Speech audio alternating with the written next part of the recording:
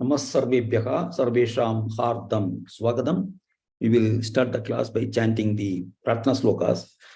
Krishno rakshatu man chara chara guruhu Krishnan namasyamyakam Krishne namara shatravo vinikataha Krishnaya tasmai namaha Krishna deva samutthidam jagadidam Krishnasya dasosmyaham Krishne bhaktirajanjalastu bhagavan He Krishna tubhyan namaha Prapanna parijataya totra vetraika panaye Jnana mudraya Krishnaya Gita mritaduhe namaha Vasudeva sutan devam Kamsa chanura mardanam Devaki paramanandam Krishna vande jagat gurum. Sarvesham punaswagatam.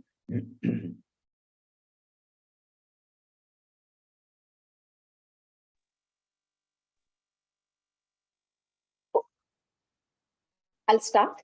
Yes, Mahadev. Om Shri Paramatmane Namaha Atha Panchadashodhyayah Purushottama Yogaha Shri Bhagavanuvacha Urdhva Moolam Shakham Ashwatham Prahuravyayam Chandamti Yasya Parnani Yastau Veda Savedavit Adhaschodhvam Prasrutasya Shakha Guna Pravruddha Vishaya Pravala Adhascha Mulanyanu Karmanubandhini Manushya Loke Narupamasyeha Tathopalabhyate Namto na chadirnya cha sampratishtha Ashwatthaminam suvirudhamulam Asanga shastrena dhridena chitva Tatah padam tatparimargitavyam Yasmin gatana nivartanti bhuyaha Tameva chadyam purusham prapatye Yatah pravrittif prathruta purani Nirmana mohajita sanga dosha Adhyatma nitya vinivritta kama Dvandvair vimukta sukha dukha sanyaihi Gacchantya mudha padamavyyantat Na tadbhasayate turyaha Na shashanko na pavakaha Yad gatva na nivattante Tadthama paramam mama Mamaivamsho jivaloke Jivabhutas sanatanaha Manashashthani indriyani Prakritisthani karshati Sharirai yadavapnoti Yachapyutkamatishvaraha Grihitvaitani sayyati Vayurgandhani vashayat Shrotan chakshusparshanancha Rasanan ghranamivacha Adishthaya manushayam Vishayanupasevati Utkramantam sthitau vapi Bhunjanam va gunanvitam Vimudhananupashyanti Pashyanti jnana chakshushaha Yatanto yoginaschainam Pashyantyatmanyavasthitam Yatantopyakrutatmanaha Nainam pashyantya chetasaha Yadadityagatam tejaha Jagadbhasayate-khilam Yachandramasi yacchagnau Tattejo vidhi mamakam Gama vishya cha bhutani Dharayamyah mojasa Pushnami chaushadhi sarvah Somu bhutva rasatmakaha Aham vaishvanaro bhutva Praninam deham ashritaha Pranapana samayuktaha पचाम्यन्नं चतुर्विधम् सर्वस्य चाहं हृदि सन्निविष्टः मत्तः स्मृतिर्ज्ञानमपोहनं च वेदैश्च सर्वैरहमेव वेद्यः वेदान्तकृद्वेदविदेव चाहम् द्वामिमौ पुरुषौ लोके क्षरक्षाक्षर एव च क्षरः सर्वाणि भूतानि कूटस्थोऽक्षर उच्यते उत्तमः पुरुषस्त्वन्यः परमात्मेत्युदाहृतः यो लोकत्रयमाविश्य बिभत्यव्यय ईश्वरः यस्माक्षरमतीतोऽहम् अक्षरादपि चोत्तमः अतोऽस्मि लोके वेदे च प्रथितः पुरुषोत्तमः यो मामेवमसम्मूढः जानाति पुरुषोत्तमम् स सर्वविद् भजति माम् सर्वभावेन भारत इति गुह्यतमं शास्त्रम् इदमुक्तं मया नघ एतद् बुद्ध्वा बुद्धिमान् स्यात् कृतकृत्यश्च भारत ॐ तत्सदिति श्रीमद्भगवद्गीतासु उपनिषत्सु ब्रह्मविद्यायां योगशास्त्रे श्रीकृष्णार्जुन संवादे पुरुषोत्तमयोगो नाम पंचदशोऽध्यायः। सर्वं श्रीकृष्णार्पणमस्तु। उत्तम, धन्यवादः। धन्यवादः। धन्यवादः भगिनी. We'll chant, we will make Paranam of the 16th chapter.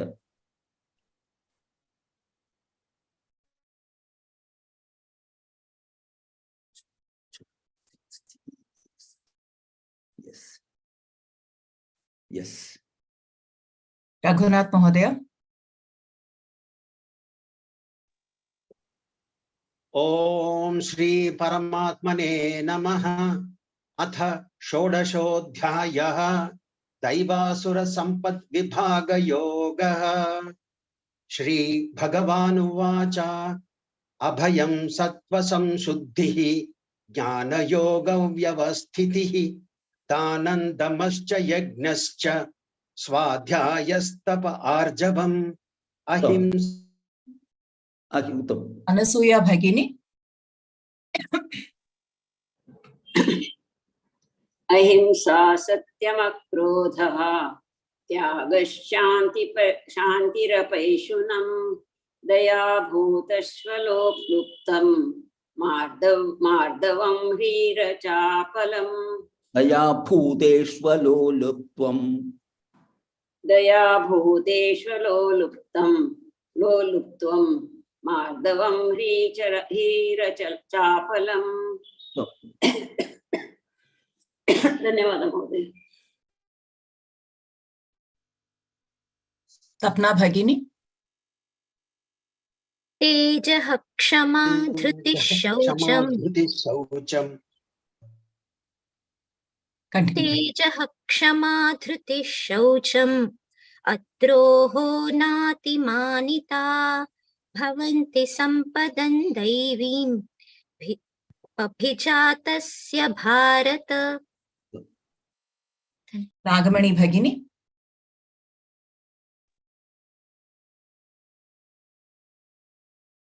दम्भो दर्पोऽभिमानश्च क्रोधः पारुष्यमेव च अज्ञानं चाभिजातस्य पार्थसम्पदमासुरीम्। धन्यवादः। मालिनी भगिनी. दैवी सम्पद्विमोक्षाय निबन्धाय सुरीमथा मा शुचः सम्पदं दैवीम् अभिजातोऽसि पाण्डव। पद्मा जगन भगिनी. द्वौ भूतसर्गौ लोकेऽस्मिन् दैव आसुर एव च दैवो विस्तरशः प्रोक्तः आसुरं पार्थ मे शृणु। घोलप् महोदय।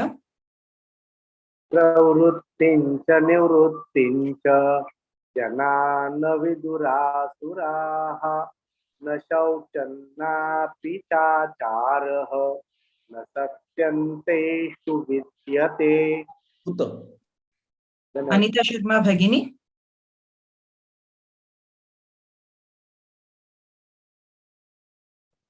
हरे कृष्णा। हाँ जी माता जी। 8वां आशत्यं प्रतिष्ठां ते जगदाहून श्री निवाशरं निवाशरम् अपास्पर्शं भूतां किमन्यात् काम हेतुकम्। धन्यवाद। हेमा भगिनी।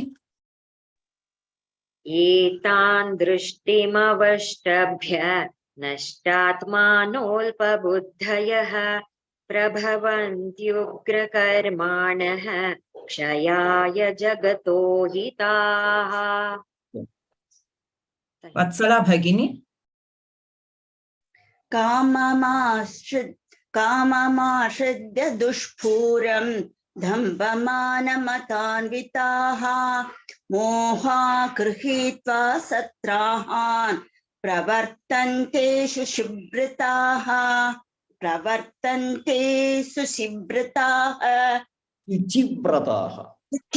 सुचिव्रताः।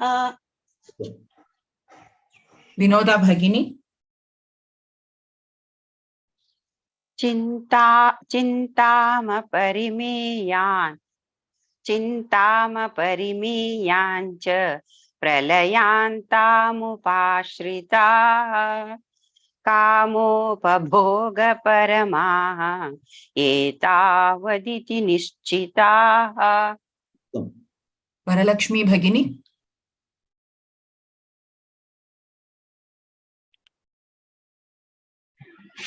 आशाभाषसहितैर्भक्ताः कामक्रोधपरायणाः इहन्ते कामभोगार्थम् अन्यायेनार्थसञ्चयान्।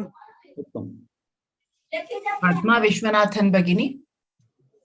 इदमद्य मया लब्धम् इमं प्राप्स्ये मनोरथम् इदमस्तीदमपि मे भविष्यति पुनर्धनम्। मीनाक्षी भगिनी। असौ मया हतः शत्रुः हनिष्ये चापरानपि ईश्वरोऽहमहं भोगी सिद्धोऽहं बलवान् सुखी। पुष्पा भगिनी। आढ्योऽभिजनवानस्मि पुण्योऽस्ति सदृशो मया यक्षये दास्यामि मोदिष्य इत्यज्ञानविमोहिताः। यक्ष्ये दास्यामि मोदिष्ये इत्यज्ञानविमोहिताः। घोलप् महोदय। अनेकचित्तविभ्रान्ताः मोहजालसमावृताः प्रसक्ताः कामभोगेषु पतन्ति नरकेषु च। लक्ष्मी HS भगिनी। आत्मसम्भाविता स्तब्धाः धनमानमदान्विताः यजन्ते नाम यज्ञैस्ते दम्भेन विधिपूर्वकम्। सपना भगिनी। अहङ्कारबलं दर्पं कामं क्रोधं च संश्रिताः मामात्मपरदेहेषु प्रद्विषन्तोऽभ्यसूयकाः Ahankaram balandarpam. अहङ्कारं बलं दर्पं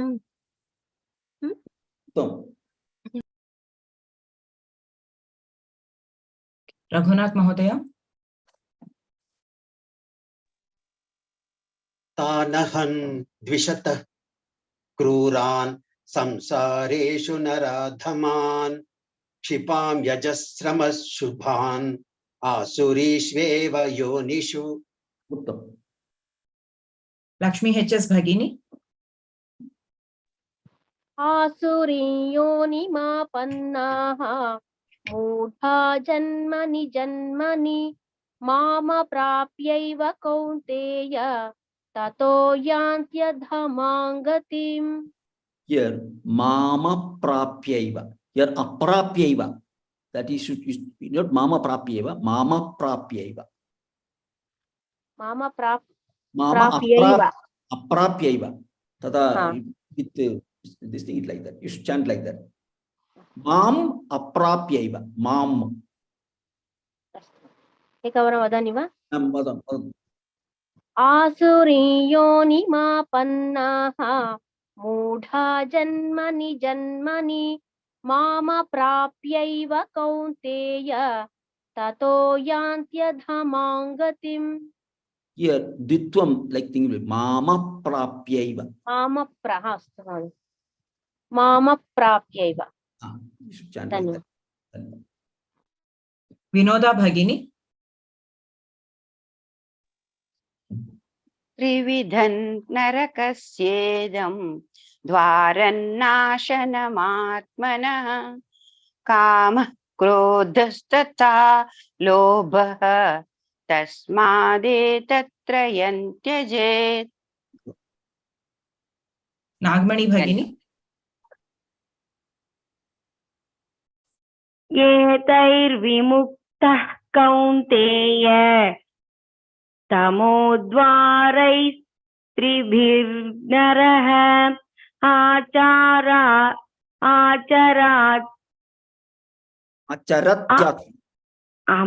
आं महोदय आचरत्यात्मनः श्रेयः ततो याति परां गतिम्.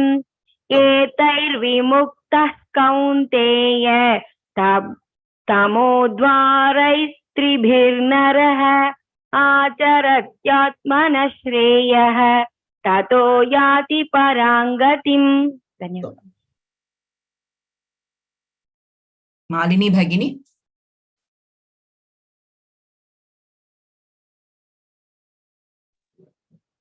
यशास्त्रविधिमत्सृज्य वर्धते कामकारतः न स सिद्धिमवाप्नोति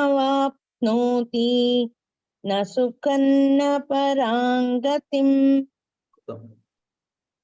हेमा भगिनी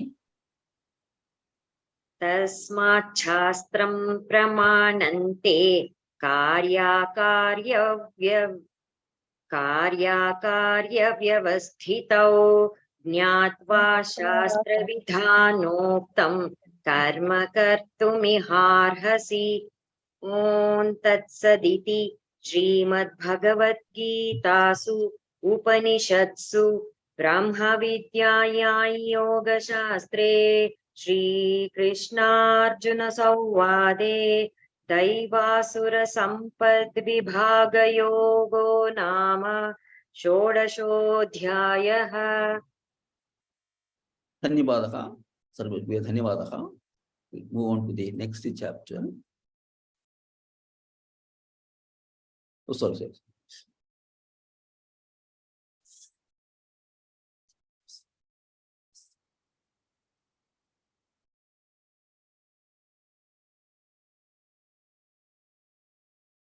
A chant. This will continue. Okay. Anasuya Bhagini. Om Shri Paramatmane Namaha. Om Shri Paramatmane Namaha. Om Shri Paramatmane Namaha. Atha saptadashodhyayaha. अथ सप्तदशोऽध्यायः अथ सप्तदशोऽध्यायः Shraddhatraya vibhaga yogaha. श्रद्धात्रयविभागयोगः श्रद्धात्रयविभागयोगः Uttam. धन्यवादः महोदय Nagamani Bhagini. Om Shri Paramatmane Namaha. Atha saptadashodhyayaha. Shraddhatraya vibhaga yogaha. ॐ श्री परमात्मने नमः अथ सप्तदशोऽध्यायः श्रद्धात्रयविभागयोगः ॐ श्री परमात्मने नमः अथ सप्तदशोऽध्यायः श्रद्धात्रयविभागयोगः Uttam. Dhanyavadah. धन्यवादः So here, after completing the previous chapter, where towards the end, Bhagavan ended the previous chapter with a message that our actions should be according to the provisions in the scripture. If we don't comply with the provisions of the scriptures, we will not get perfection. We will do, if we do our actions with our free will, whatever we feel like we do, then we will not get perfection. We will not achieve happiness in this world, and also you will not get that mukti, that you won't reach that Brahman stage, you won't reach. So Bhagavan had stressed on following the scriptural provisions. So Arjuna got a doubt. So Arjuna is always giving very pointed doubts. And that's what Arjuna is asking Bhagavan. Arjuna uvacha ye shastra vidhimutsrijya yajante shraddhayanvidaha teshan nishtha ka Krishna satvamaho rajastamaha. So here Bhagavan, Arjuna is asking, what will happen to a person? Arjuna knew that everybody will not be able to know about the scripture. They won't be able to follow the scriptures.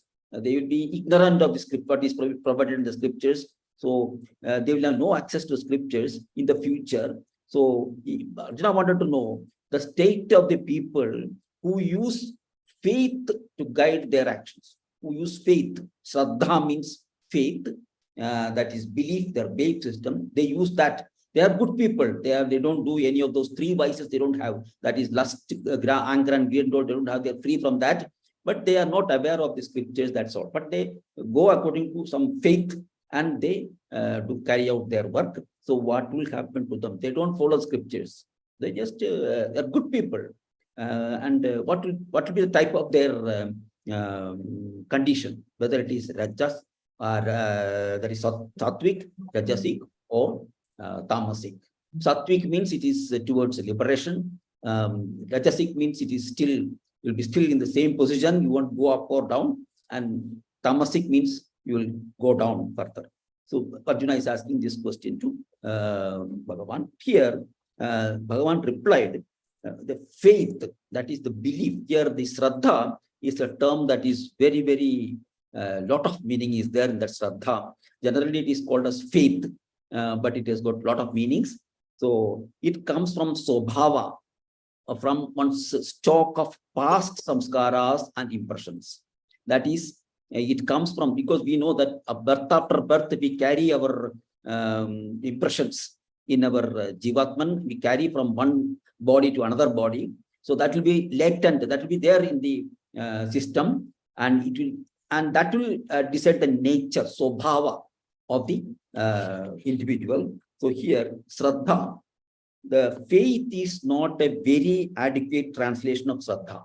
Shraddha means faith, people say, but it's not adequate translation. The literal meaning of Shraddha is that which is placed in the heart. that which is placed in the heart. That is the literal meaning of Shraddha. All the beliefs that we hold, we have got so many beliefs are there. Each one of us has got his own belief, his or her own belief, based on his previous acquired samskaras and upbringing and all that. They got beliefs. All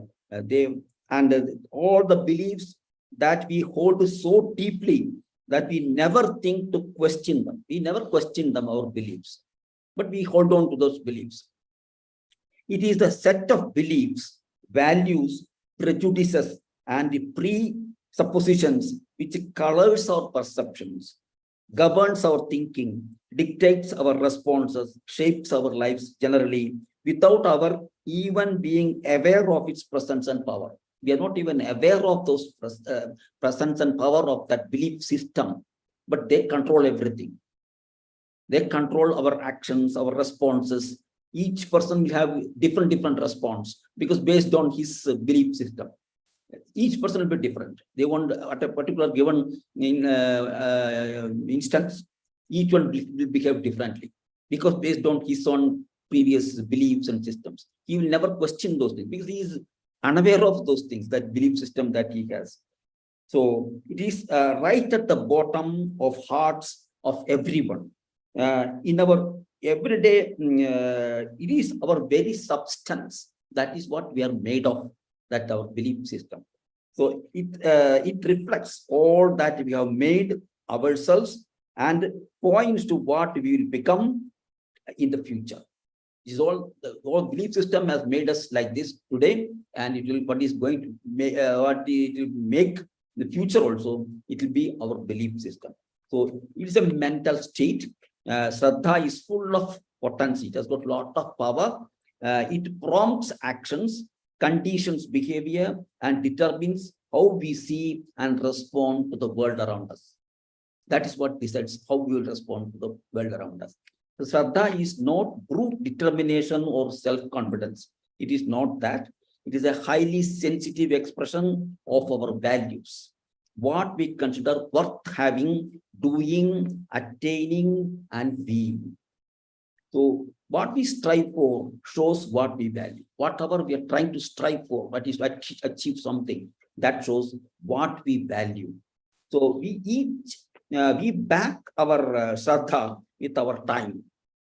Whatever Shraddha we have, we invest time in that, our energy, our very lives, we invest in that Shraddha. Shraddha literally determines our values. So you are Shraddha. You are full of Shraddha. Bhagavan is telling that in the Shloka. You are Shraddha only. Whatever this thing is considered, worth is considered by the Shraddha you have. So this is what is happening in the beginning. We will continue with that. And Shraddha will try to, I will tell you about that also. So what Bhagavan says is, most of this chapter analyzes the food, sacrifice, charity, and penance. Shraddha can be, the texture of that can be decided only by the actions we do. With the actions one performs, one can determine the type of Shraddha that person has. So one takes up 2-3 instances like the food we eat and the sacrifice that we make. That is the yajna that we do and the tapas that we do. Tapas is, I will tell you that, and also the dhanam that we make. He takes these 3-4 instances and considers which one is rajasic, which one is tamasic, which one is rajasic. So yajna, food, yajna, sacrifice, charity, and penance, tapas. Yajna, sacrifice, represents our duty towards Ishvara. We talked about yajna in the 4th chapter, where we said yajna is work, but which is done for the welfare of all. So it is a duty towards Ishvara. Dana, charity, represents our duty towards our fellow human beings, and tapas represents our duty to ourselves. Tapas is penance or austerity that is done to ourselves. So all of these are further classified into sattvic, rajasic, and tamasic. All of these further classified, and penance tapas is broken down again into components. That tapas is again broken down to components like penance on body, mind, as well as speech. Very, very involved chapter and very informative chapter. And also Bhagavan says that you should not take any extreme measures. Harsh penance is not advised. So that we should not torture our body and mind. That also Bhagavan says here, and we do not harm ourselves in the process. So Bhagavan finally urges to stop rajasic and tamasic actions and cultivate sattvic actions. And this will purify the mind and make us fit for imbibing knowledge about the Paramatman or eternal Brahman. Even sattvic actions may have defects, but Bhagavan says, Om Tat Sat. That is Sarvam Krishna Arpanamastu. We say everything we do for the good of everyone, that we say, and we get remove the errors that we commit. Even sattvic actions we commit errors, that effects will be removed. And maybe as long as our mind is fully stationed in Ishvara, then we can overcome anything and we will get liberation. This is what Bhagavan says here, and we'll continue. Padma Jagan Bhagini. Arjuna Uvacha. Arjuna Uvacha. Arjuna Uvacha. Ye Shastra Vidhimutsrijya. Ye Shastra Vidhimudrujya. Ye Shastra Vidhimudsrujya. Yajante Shraddhayanvitaha. Yajante Shraddhayanvitaha. Yajante Shraddhayanvitaha. Teshan Nishtatu Ka Krishna. Teshan Nishtatu Ka Krishna. Teshan Nishtatu Ka Krishna. Satvamaho Rajastamaha. Satvamaho Rajastamaha. Satvamaho Rajastamaha. Pushpa Bhagini. Arjuna Uvacha Ye Shastra Vidhimutsrijya. Arjuna Uvacha Ye Shastra Vidhimrutsujya. Arjuna Uvacha Ye Shastra Vidhimrutsujya. Vidhimutsrijya. Vidhimrutsujya. Mutsrijya. Mutsujya. That is a Shastra Vidhim Utsrijya. That is giving up or disregarding the Shastram. Disregarding, not caring for Shastras. Utsrijya. That is Ye Shastra Vidhim Utsrijya. Ye Shastra Vidhimrutsujya. Mutsrijya. Mutsujya. Mutsrijya. Mutsujya. Mutsrijya. Mutsrijya. Mutsujya. Yajante Shraddhayanvitaha. Yajante Shraddhayanvitaha. Yajante Shraddhayanvitaha. Teshan Nishtatu Ka Krishna. Teshan Nishtatu Ka Krishna. Teshan Nishtatu Ka Krishna. Satvamaho Rajastamaha. Satvamaho Rajastamaha. Satvamaho Rajastamaha. Golak Mahodaya. Arjuna Uvacha Ye Shastra Vidhimutsrijya. Yajante Shraddhayanvitaha. Arjuna Uvacha Ye Shastra Vidhimutsrijya. Yajante Shraddhayanvitaha. Arjuna Uvacha Ye Shastra Vidhimutsrijya. Yajante Shraddhayanvitaha. Teshan Nishtatu Ka Krishna. Satvamaho Rajastamaha. Teshan Nishtatu Ka Krishna. Satvamaho Rajastamaha. Teshan Nishtatu निष्ठातु का कृष्ण तत्वमाहो रजस्तमः। धन्यवाद सर। Padma Vishwanathan Bhagini. Arjuna uvacha ye shastra vidhimutsrajya yajante shraddhayanvitaha. Arjuna uvacha ye shastra vidhimutsrujya yajante shraddhayanvitaha. Arjuna uvacha ye shastra vidhimutsrujya yajante shraddhayanvitaha. Teshan nishtatu ka Krishna satvamaho rajastamaha. Teshan nishtatu ka Krishna satvamaho rajastamaha. Teshan nishtatu ka Krishna satvamaho rajastamaha. Meenakshi Bhagini. Arjuna uvacha ye shastra vidhimutsrajya yajante shraddhayanvitaha. Teshan nishtatu ka Krishna satvamaho rajastamaha. ये शास्त्रविधिमुत्सृज्य यजन्ते श्रद्धयान्विताः तेषां निष्ठा तु का कृष्ण सत्त्वमहो रजस्तमः। Teshan nishtha, this Mahaprana. तेषां निष्ठा तु का कृष्ण सत्त्वमहो रजस्तमः। Lakshmi H.S. Bhagini.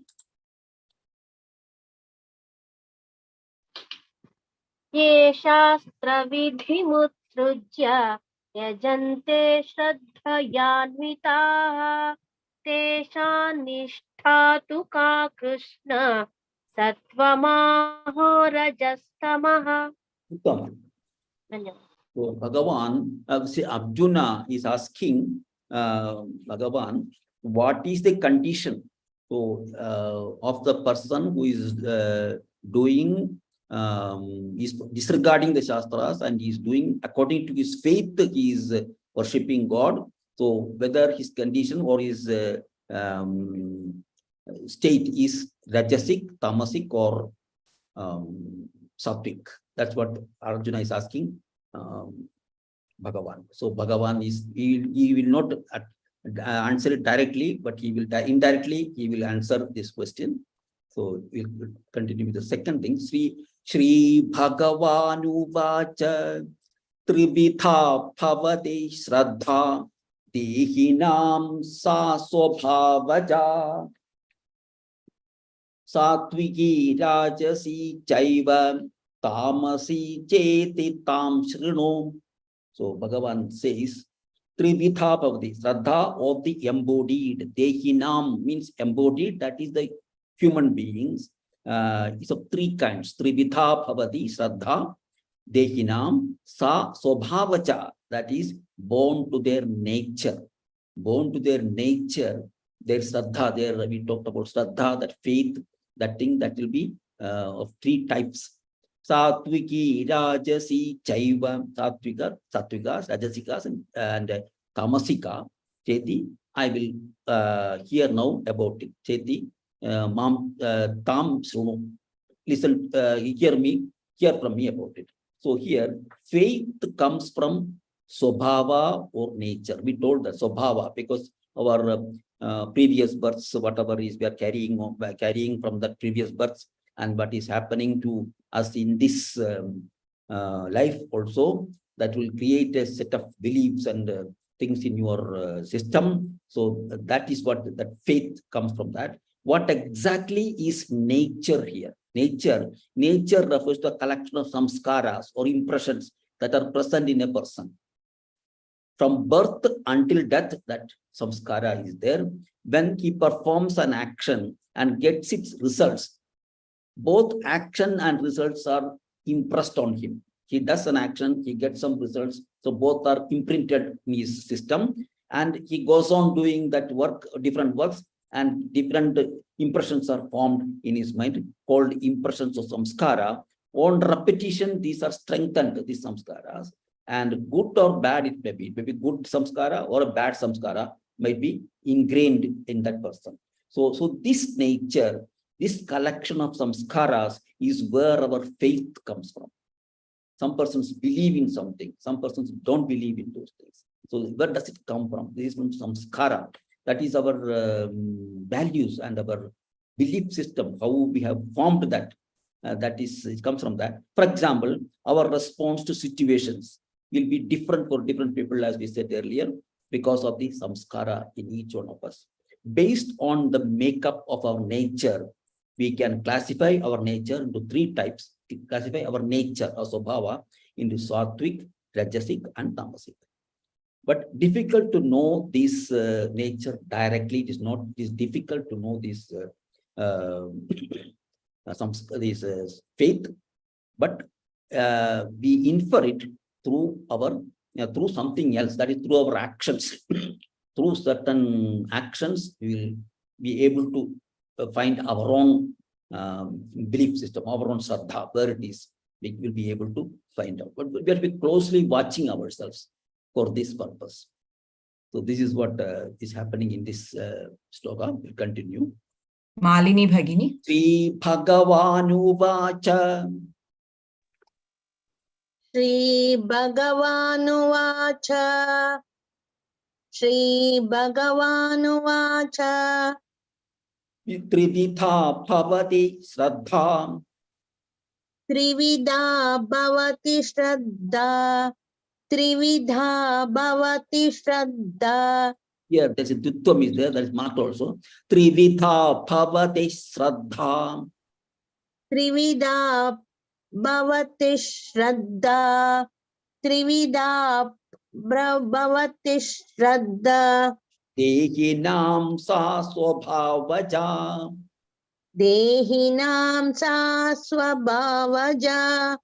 Dehinam sa swabhavaja. Satviki rajasi chaiva. Satviki rajasi chaiva. Satviki rajasi chaiva.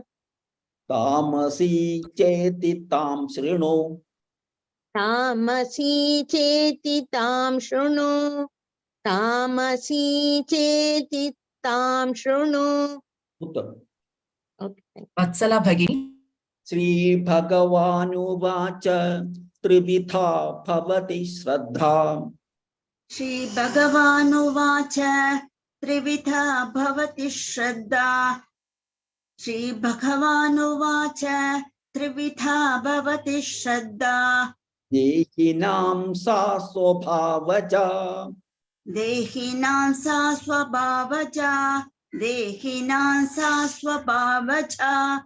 Satviki rajasi chaiva. Satviki rajasi chaiva. Satviki rajasi chaiva. Tamasi cheti tam shrinu. Tamasi cheti tam shrunu. Tamasi cheti tam shrunu. Uttam. Vinoda Bhagini. Shri Bhagavanuvacha.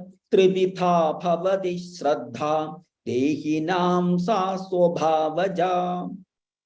Shri Bhagavanuvacha Trividha bhavati shraddha Dehinam sasvabhavaja.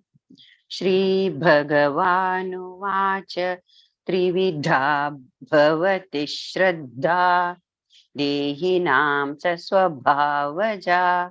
Dehinam sa swabhavaja. Dehinam sasvabhavaja. Satviki rajasi chaiva. Tamasi cheti tam shrinu.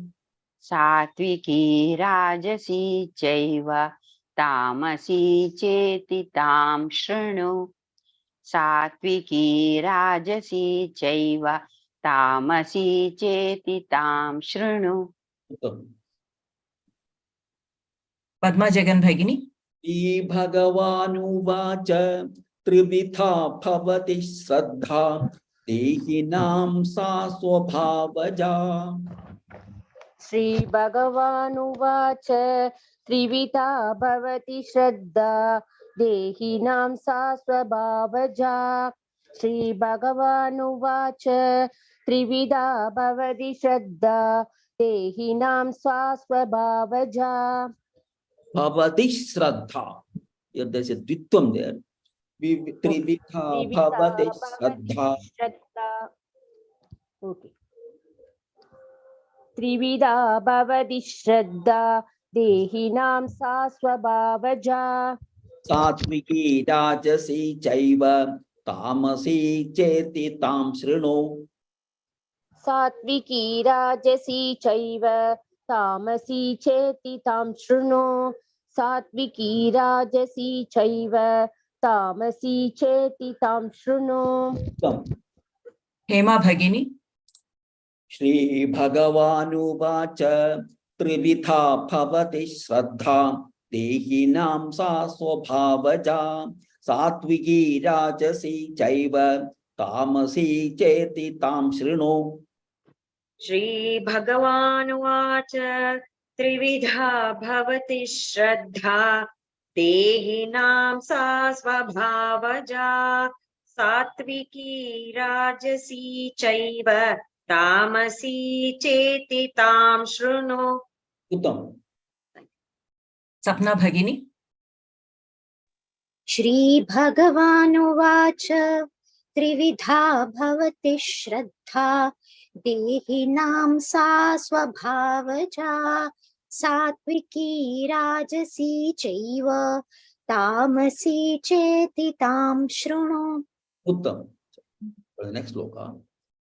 Sattvanurupa sarvasya Shraddha bhavati bharata Saddhamayoyam purushaha yo yachsaddhassa eva saha.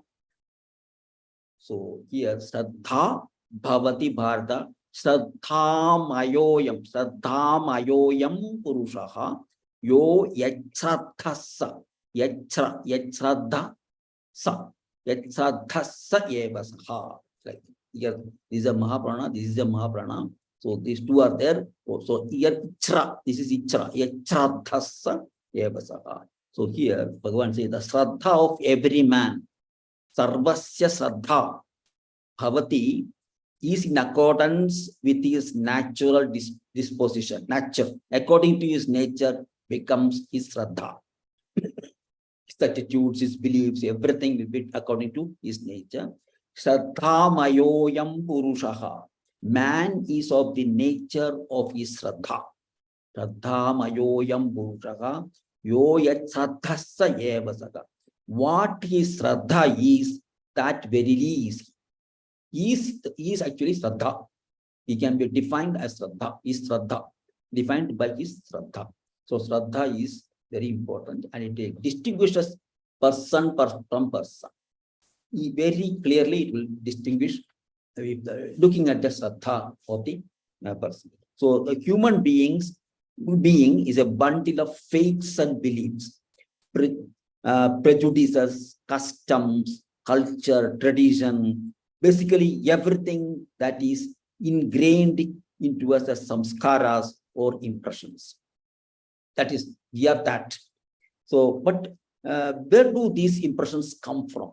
That we have already seen. Some are from external factors. Some are present in us right from our birth. It is there that faith believes this belief system. So Shikta says that faith is according to one's sattva or swabhava or nature. Sattvan rupa sarvasya shraddha bhavati bharata. So the shraddha we call it as faith here. So faith is according to Krishna is according to sattva or swabhava or nature. It is Shraddha Bhavati, a bundle of impressions stored in our inner instrument. That's Antakarana we call. That consists of mind, intellect, buddhi, memory, your memory as well as senses. These are the Antakarana. So inner instruments. So it is stored in these things, these impressions are stored. This bundle of impressions makes us choose our actions throughout our lives. These bundle of impressions will choose accordingly based on what is there inside our mind. how can we assess the quality of our faith or Shraddha, our beliefs and our prejudices? We need to examine our actions. So our faith, beliefs, and prejudices guide our actions by examining the quality of our actions.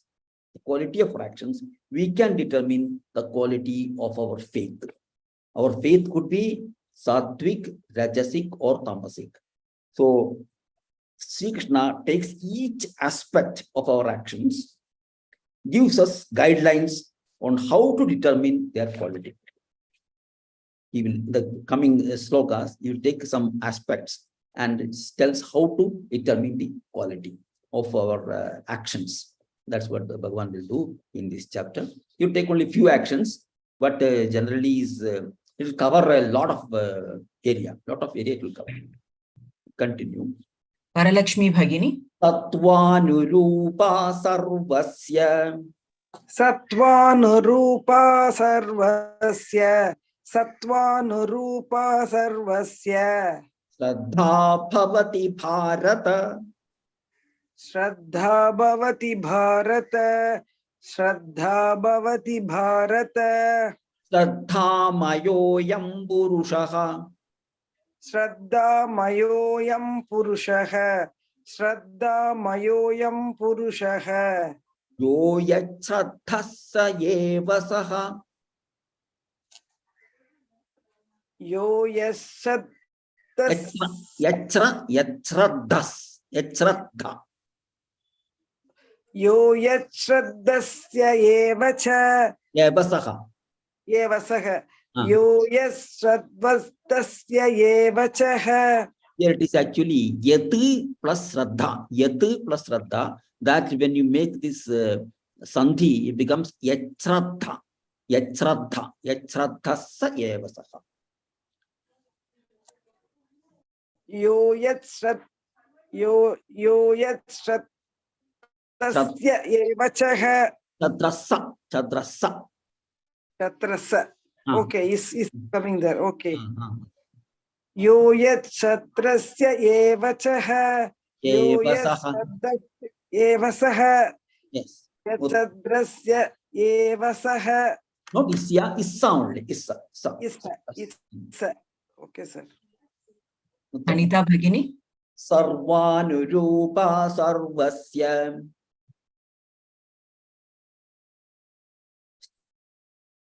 Sattvan, ये है ना तीन सा Sattvanurupa.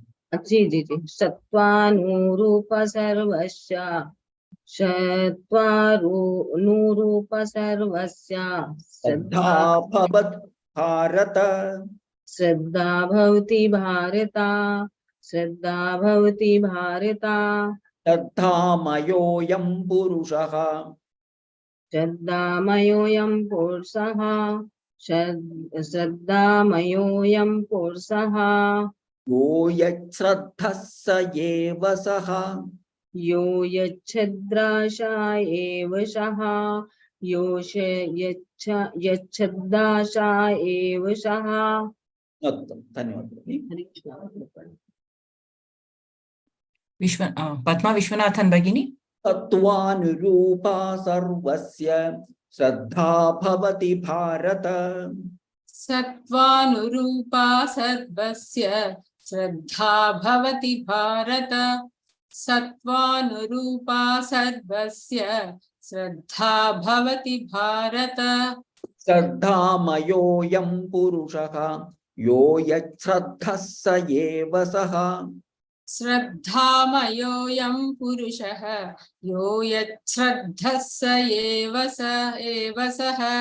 श्रद्धामयोऽयं पुरुषः यो यच्छ्रद्धः स एव सः. Meenakshi Bhagini.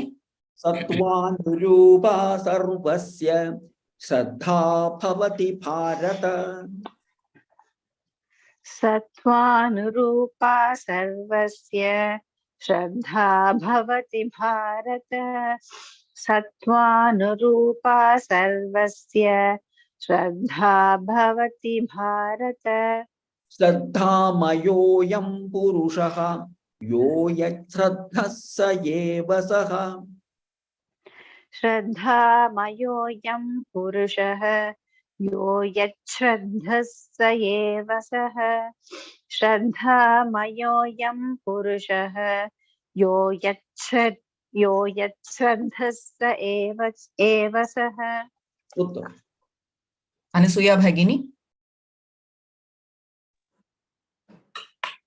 सत्त्वानुरूपा सर्वस्य श्रद्धा भवति भारत श्रद्धामयोऽयं पुरुषः यो यच्छ्रद्धः स एव सः. Well chanted. So I'll chant the 3 slokas.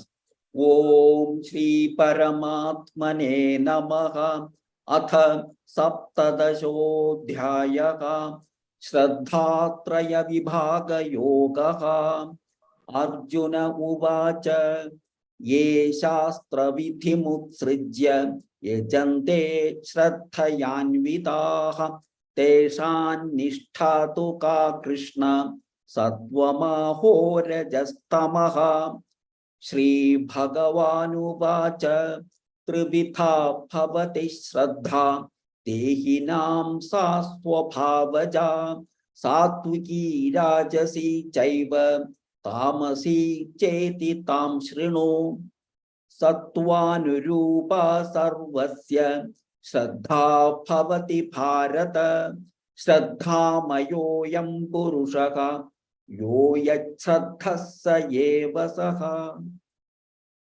Samapyamada, will conclude with the Shanti mantra.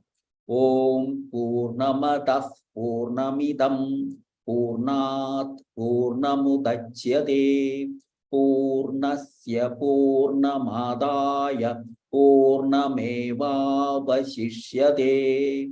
Om Shanti Shanti Shanti. Dhanyavadaha. Punarmilamaka. Ram Ram Ram. ಧನ್ಯವಾದ ಮಹೋದಯ.